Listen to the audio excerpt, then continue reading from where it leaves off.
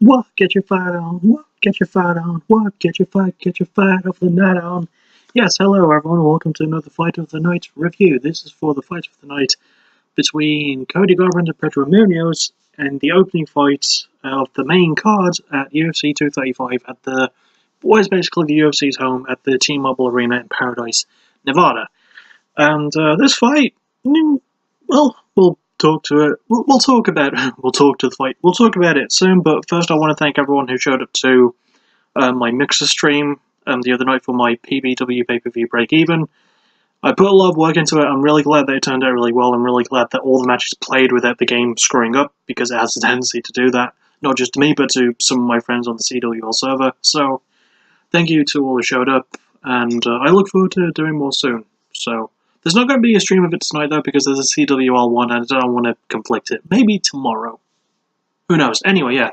So, this fight, Pedro Munhoz versus Cody Garbrandt, ended in the first round. Pedro Munhoz won with roughly 10 seconds left in the first round by knockout. And it was a fun fight. It's not in my top 10. I'll immediately spoil that for you. It's not in my top 10. Sorry, I'm just looking at my cat. He's being adorable and sleepy. But yeah, it's not in my personal top 10 of the year, but what we got, which sort my hair out a little bit better, what we got I actually really enjoyed. What was there exactly? Well, it was pretty much all stand-up. It started off like fairly exciting, because Cody went for a kick, Pedro caught it and sort of took him down, but didn't really hold him against the cage. And the majority of this fight was them standing at a distance from each other, but Pedro landing leg kicks. And that is a good strategy to use against Cody, whose style is very much based on his movement. He's a very fast fighter. So if you can stop him by attacking his legs, that's what you should absolutely do. And Pedro fought a very smart fight by doing that. That's one thing I will say. It's not the most exciting fight of the night, but it's probably the smartest one so far this year, because of Pedro's approach to it. Like, he landed a few leg kicks. I think it was about the third or fourth one that got Cody's attention, and he started wobbling a bit more, and Cody was switching his stance a bit more, squaring up a bit, switching his feet around so that, like, I think he was trying to mask shaking off the pain that he was feeling in his leg, because he was wobbling a fair bit as well. So that was, itchy back, really itchy back. Sorry about that. Yeah, that was a really interesting strategy by Pedro, and it paid off. Because of Cody having his leg sort of damaged, it did hinder his movement. But when they got proper close, there was I think it was about like a full minute left of the fight, because most of it was not really that exciting up until that point, with the exception of those leg kicks. Cody went for a few like other moves. He went for a few big strikes, but he didn't really land a lot of them. But there was a moment near the first minute of the fight. Near the last minute of the fight, beginning, should I say, it's a bit of a weird phrase, where Cody landed a knee when they were sort of close together in the clinching range. He landed a knee, and that caught Pedro's attention, and then the two started swinging for the fences at each other, and it was bloody brilliant. Cody landed a great combo. He finished it with a good Muay Thai knee, but Pedro managed to tough it out. I feel like it's worth mentioning, though, that Pedro, at the end of the fight, does have a cut on the side of his head, and there were a couple of accidental headbutts in this fight. Luckily, these two do have a lot of respect for each other, which I quite like in the UFC, as people know I like respect. So, yeah.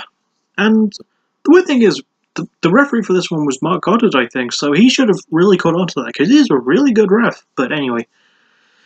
Yeah, the headbutts were accidental at the end of the day, and I don't know if they contributed to the finish of the fight, but yeah, they both landed. Yeah, after Cody landed his combo, they both started swinging for the fence at each other. Eventually, it came down to the wire, and Pedro managed to land a really good solid right, which knocked Cody down, followed up with a few more strikes before the fight was stopped. Yeah, I feel like that was a good time to have finished it, especially considering how exciting it was getting. I would have personally liked to see, though, I know I said it was a good time to stop it, but I would have liked to see what would have happened if they were allowed to continue, because I feel like if this fight were finished in round 2 or round 3, I would have much preferred that. Like, a fight finishing in round 1 isn't super exciting, unless it's that one between Robert Whittaker and Derek Brunson near the end of 2016. That one was amazing. But, yeah, like, I know, I feel like this fight could have benefited if it went on a little bit longer. Which it didn't. I mean, I get it was the opening fight, but it could have been, like, a great thing, considering its placement on the overall fight card, the beginning fight of the main card. I feel like it could have been a wee bit better. You know, I feel like it could have hyped the crowd up a little bit more.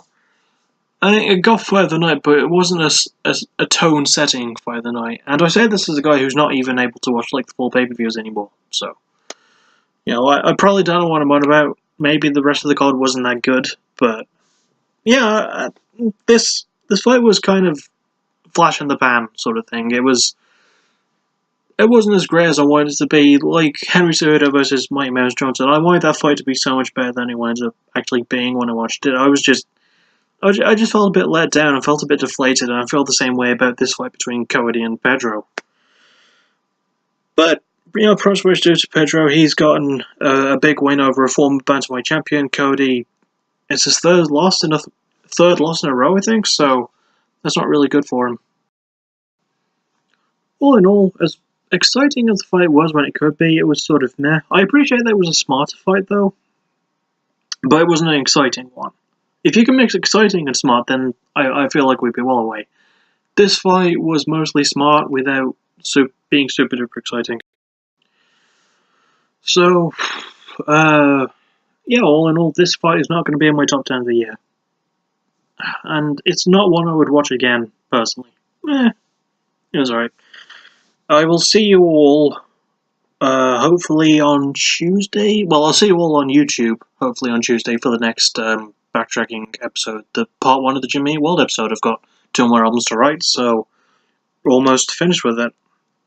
I'll see you either Tuesday or Wednesday for the first part, and then either Thursday or Friday for the second part, depending on what happens. Because, like I've said before, I don't like to put out too much in a row.